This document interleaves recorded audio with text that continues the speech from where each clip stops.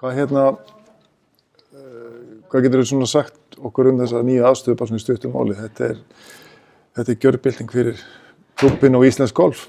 Já, þetta er raun og veru bara alveg ævintýralegt ef ég lýsa það með einhverju einu orði.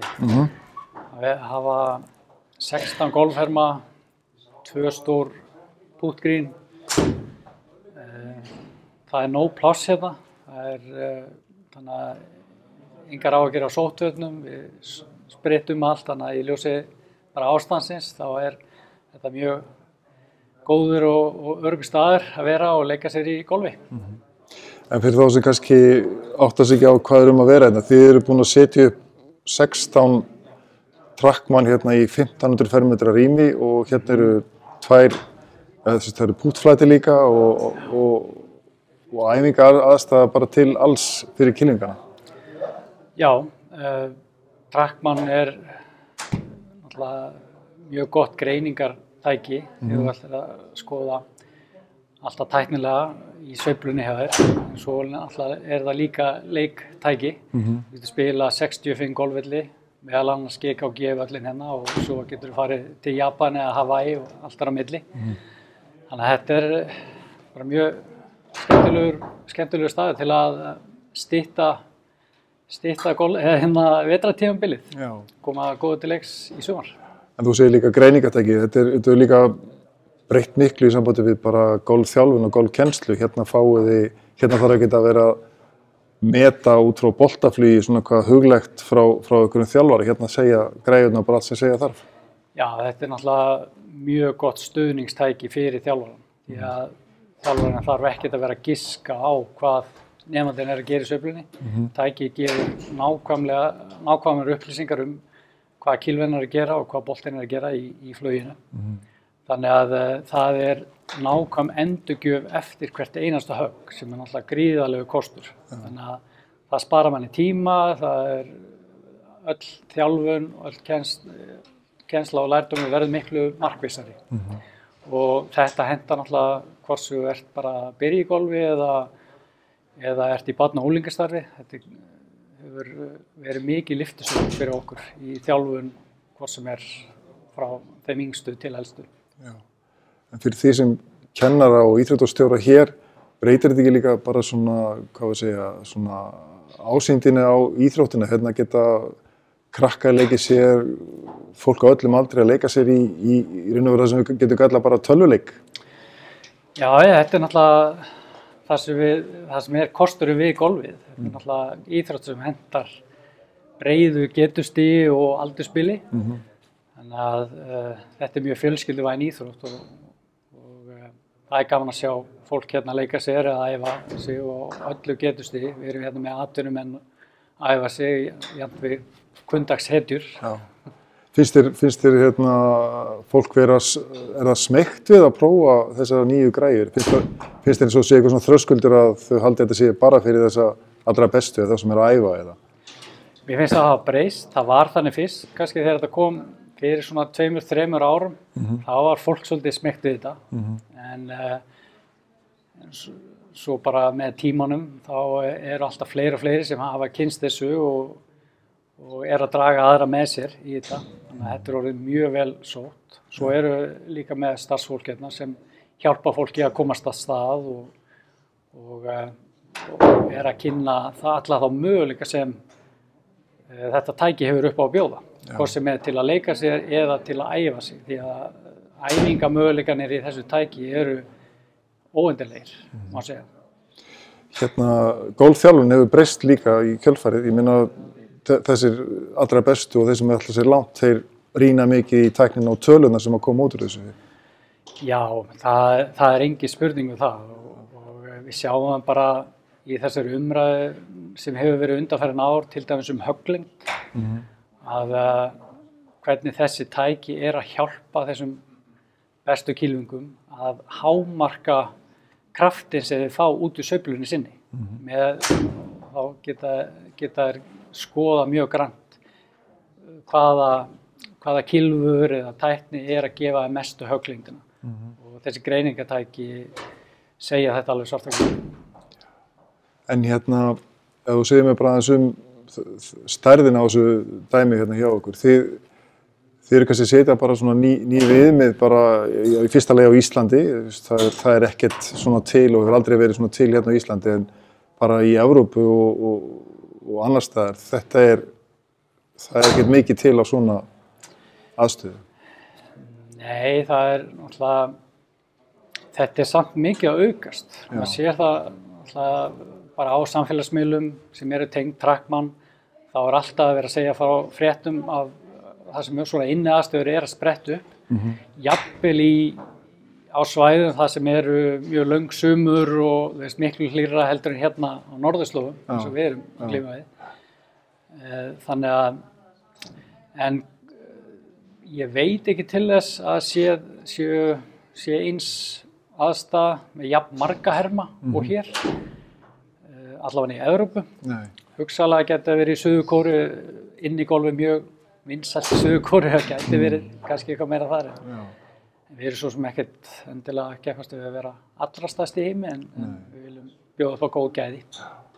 Og þessu tengt þá kannski breytist líka aðeins aðstæðan hjá ykkur utandyra. Þið ætlið ekki að þið farið ekki aftur í þetta að vera með svona stórt æfingasvæði og það sem að fólk getur slegið full högg heldur með driver. Þið ætlið að nýta þessa inniaðstöðu allt árið kring.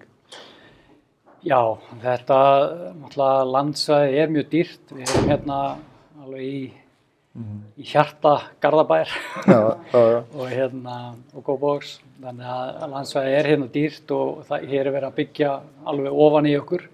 Þannig að má segja í staðinn fengum við stærri inniæfingaaðstöðu á kostnað þess að vera með svona venjulegt driving range eins og við þekkjum það með fullri lengd í 250-300 metra högglengd.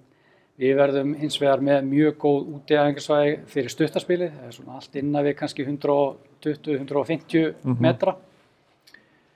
En ég held að þetta sé svona allavega fyrir velli sem eru í byggð, þá komið þetta til með að verða þróunin, að það verður þrengt af þessum útiæfingasvæðum, svona þessum driving range og í staðinn koma þá aðstæður eins og þessar sem þurfa að minna pláss en nýtast mjög vel allt árið kring því að líka tæknin er alltaf að batna ennþá meira og við erum að fá allar þær upplýsingar boltaflið, hvað boltinn er að gera. Þú ert nú frekar svona ungur maður og ekki búin að vera lengi í þessu sporti. Nei. En þegar þú varst kannski svona á hátindinum á þínu ferli og svo þegar þú byrjar að kenna og leiðbeina, kannski ímyndaðir að þetta væri kannski eitthvað sem að golfið myndi leiða okkur í svona mannvirki. Sástu þetta fyrir þér? Nei, ég veist að nokkur hafi séð þetta fyrir sér kannski fyrir þeim nokkur ári sem ég var að byrja í þessu. Á þeim tíma þá var maður með plastkúlu kannski niður í bílskur, þá var maður dundri í bara hörðina og svo bara púta á stofugólfinu. Ég reyndar ennþá að púta stofugólfinu heima, sko. Það mun aldrei fara á tísku. En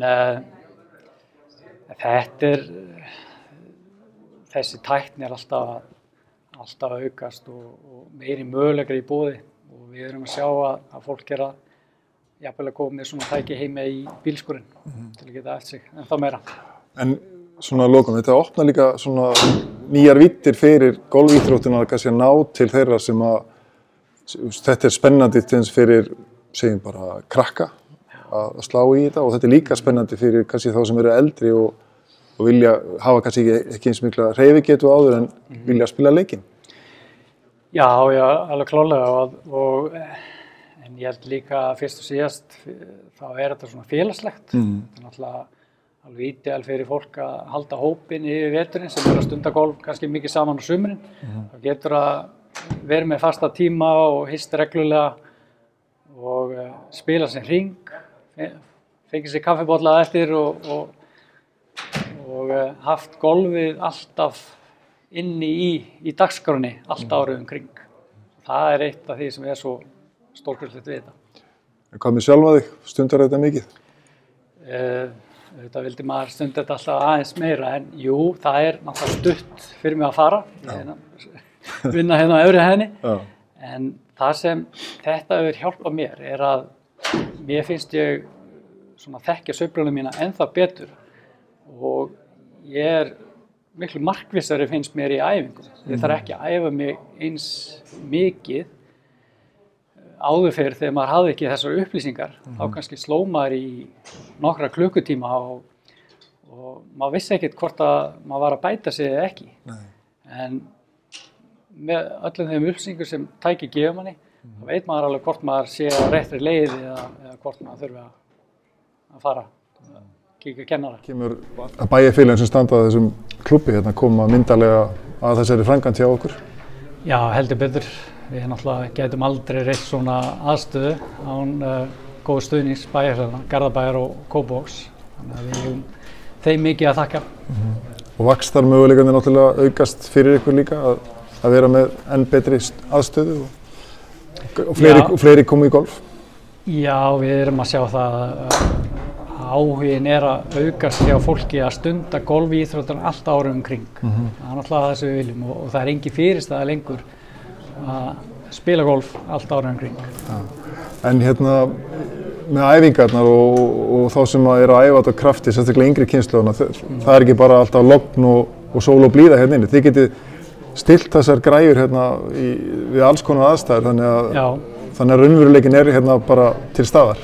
Já, þessi spurning hefur nú oft komið upp að okkar ungu kylfingar, svona þessi golfherma kynslóð sem að koma núna, hvort að sú kynslóð það ekki alveg tímt þegar hún kæmi síðan út á völl, það sem eru alvöru aðstæður, íslenskar aðstæður, vindur og þess að þar og kuldi.